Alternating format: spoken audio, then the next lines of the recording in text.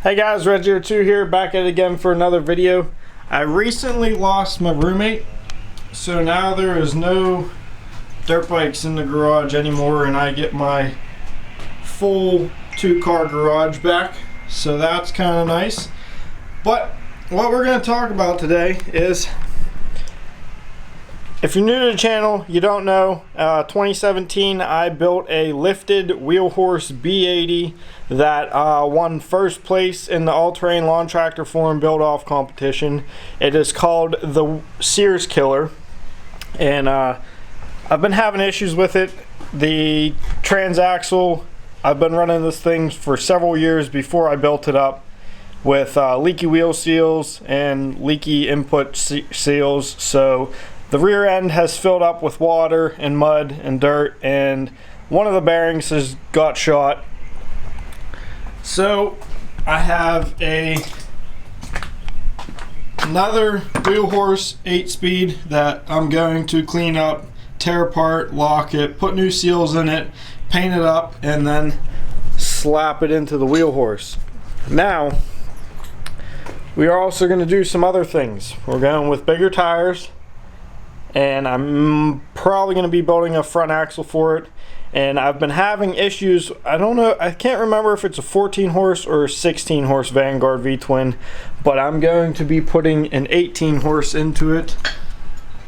It's sitting on the shelf back there. It's been having fuel delivery issues, and it might just be I'm not running an air filter, and at some point I got dirt in the carb, and it may just need cleaned, but 18 horse is better than a 14 or 16 horse, so we're going to go with that.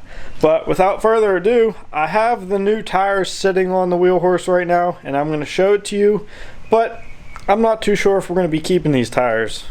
These tires I bought a few months ago, planning on running them on this tractor, but now that I have them sitting up on there, I'm not entirely sure I want to run them anymore. They look entirely way too big, especially whenever I come to the front. It just looks really weird. But the goal is to make a new front axle to accommodate bigger tires. But what I think I might end up doing is kicking this floorboard forward about an inch to get that gap. And then what I'll do is I'll run, I have the 27s that I was running on the back for a small amount of time. I have the fronts for these that have more tread and they're skinnier. So I'm thinking about running the 27s on the front and keeping the 28 by 10 by 12 terminators on the rear. So I'll be bringing home those tires this weekend, so I'll see what it looks like. But these are the 24 by 9 by 10 vampires that were on this thing. Give me a second. These 24s were all around whenever I won the build off. You can see the sheer difference in tire size with these things. So I'm not too sure. Another one of the modifications I'm doing is I'm running these 4-bolt hubs with sealed high-speed bearings. These were on the front, these vampires, and like most people do, they just take a keyed rim and run them on the front and just periodically grease them all the time. But those are the goals for this tractor. So these are both transaxles that I accumulated over the 1.5 years that this thing has been sitting, to swap one of them into here. This was the original one that I got, and I believe it only needs a left axle seal, which should be pretty easy because I already have the seal. And this one I picked up recently for 40 bucks. I actually picked that one up for 40 bucks too, but I recently picked this one up. I didn't need it, but it's nice to have spares. I have a ton of spare parts that I don't need, but it's nice having them.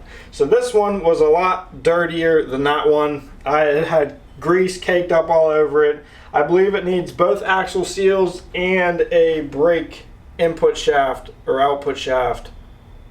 whichever one, seal also. So what I'm probably going to do is I'm probably going to rebuild this one, and I'm going to be doing a complete tear down and locking video of one of these Wheel Horse 8-speeds.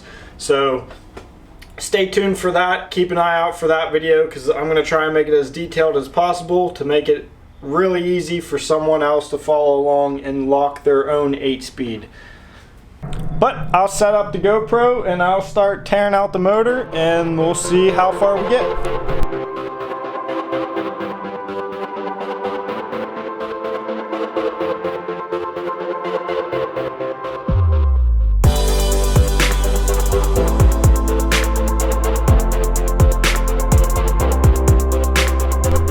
Well, there goes the motor. It is out. Gonna have to go back and fix this whole tank mount. I don't like how I did that. And these were the lights to go behind the Red 02 on the belt guard. Probably gonna get rid of those two. I'm probably gonna end up actually making a new belt guard, because I'm going to be going to a bigger pulley. I think that's just a 6-inch on there. I think I'm going to jump up to maybe an 8-inch on the motor, get some more wheel speed. But I'll pull this outside tomorrow, pressure wash all that out, and then I'll probably tear the rear end out. Or I might just wait until I'm ready to swap in a new one. So maybe we'll do the locking video tomorrow.